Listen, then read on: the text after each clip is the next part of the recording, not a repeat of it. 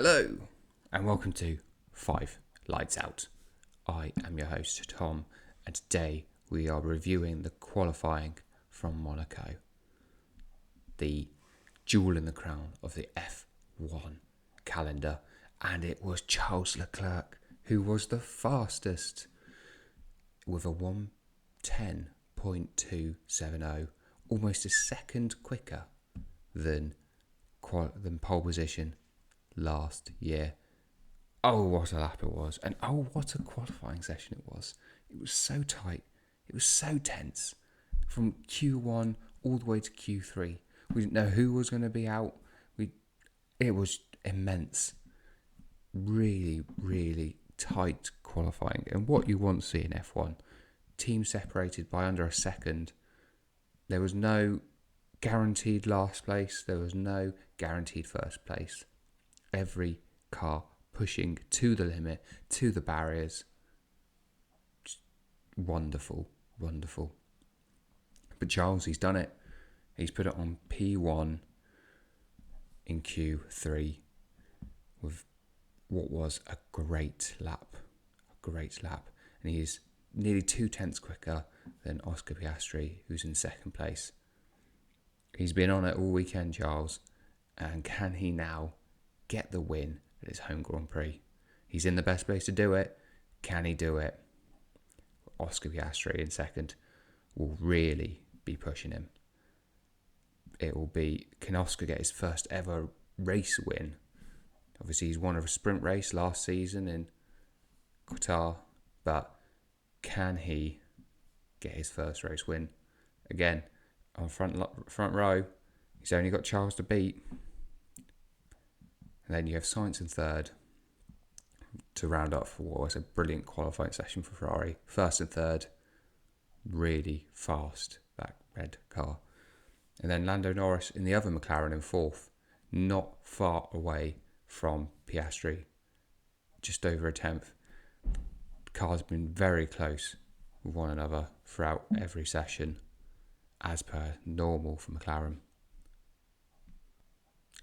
So, I think we should now round up the rest of the top 10. So let's start though with Charles, P1, Oscar Piastri, P2, Carlos Sainz, P3, Lando Norris, P4, George Russell in Mercedes with a really good P5, Max Verstappen in P6, we'll talk about that in a sec, Lewis Hamilton in P7, Yuki Tsunoda in P8, Alex Albon in the Williams in P9, and Pierre Gasly rounding off the top 10, who was an unhappy chap with that lap. It wasn't his fastest lap of the session. So, is there more to come from the Alpine? But yeah, let's go back to Max. He's leading the championship, but he's down in P6 in a track where it's really, really hard to overtake. And that Red Bull just didn't look like it was on it. And his last lap, he hit the barrier, couldn't set his fastest time, didn't challenge for pole. Again, he's not a million miles away from pole position. It's 3/10. So it's not like he's a second down. It's an absolute disaster for Red Bull. No. He's only 3/10 away, and he didn't get what could have been his fastest lap off there because he hit the wall. But he is down there. He's got to battle the Mercedes, got to battle the McLarens, both McLarens and Ferraris. He's the sole Red Bull, because we'll come back and talk about what happened to his teammate in a minute when we round off the rest of the grid. But Max, he's the big story because he is leading the championship. And could this be a bit of a dent? Could he not be on the podium for the first time in a long while in a whole race where he hasn't had an issue, a technical issue? I don't think he's been off the podium without a technical issue for a long time, definitely into last season. Obviously, there's a technical issue in Australia where Carlos Sainz took the win, but Red Bull have been really good with their car. So, it is a shock. But yeah, let's move down the grid. So, moving down the grid, in P11 we have Esteban Ocon, then P12 Daniel Ricciardo, P13 Lars Stroll. This might not be what you thought it was if you only watched qualifying. P14 Fernando Alonso, P15 Logan Sargent, P16 Sergio Perez, P17 Valtteri Bottas, and P18 Zhou Guanyu. Yes, I have been missing 2 cars because 2 cars have been disqualified from qualifying, and they are the 2 Haas cars of Kevin Magnussen and Nico Hülkenberg, both of which will be hoping to start from the pit lane. I'll be going into more detail over on my Patreon into what happened to the Haas in qualifying in Monaco. So if you'd like to listen to that, then please go to Patreon. It's 5 Lights Out, and if you search for that, you should be able to find it, and I will have more detail on what's happened to the Haas and why they got disqualified from qualifying. So the story here, the big story, obviously Fernando Alonso's not a small story at all, but I think the biggest story is Sergio Perez. He's qualified behind Logan Sargent in the Williams. Let that sink in. In reality, he actually qualified P18. A Red Bull P18, which shows how much they struggled. But also, is this another signal for Sergio Perez? If the Red Bull isn't in the right spot for either of them, it's a disaster for him. But Max can put it top 10, nearly top 5. He wasn't far off George Russell's time. Whereas Perez struggles, and he's right at the back of the grid. He hasn't been able to even get close to Max. And with a time of 1 minute 12.060, there are other cars getting the 1 minute 10s, and he couldn't get into 1 minute 11s in his fastest time. He's almost got to shrug this off. It's Monaco. Crazy things can happen. There could be a lot of accidents. You never know. If people generally F1 drivers tend to be really well behaved, but they might not be.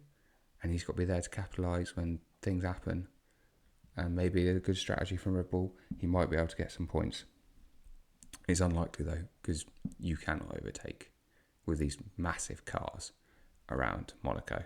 So it's almost set for what is going to be a quite boring race. And that's the same that can be said for Fernando Alonso, who's lucky that 2 Haases have been disqualified. I mean, they all are at the back because it means everyone's jumped up 2 positions. But P14, he could score some points there. Never discount Fernando Alonso out from scoring points.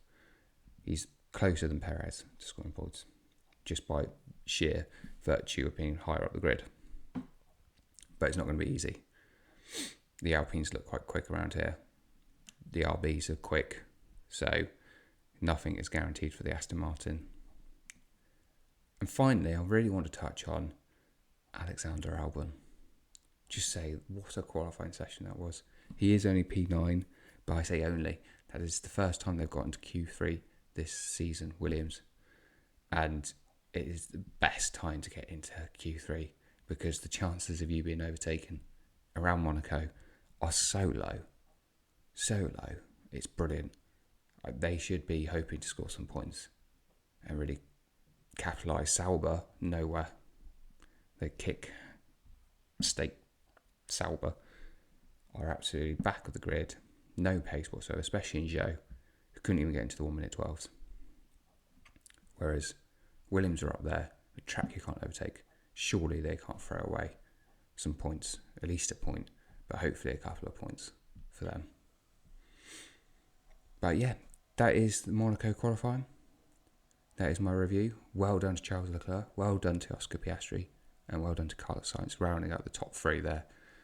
And let's see, it could be an interesting race with Max so far down and Perez so far down.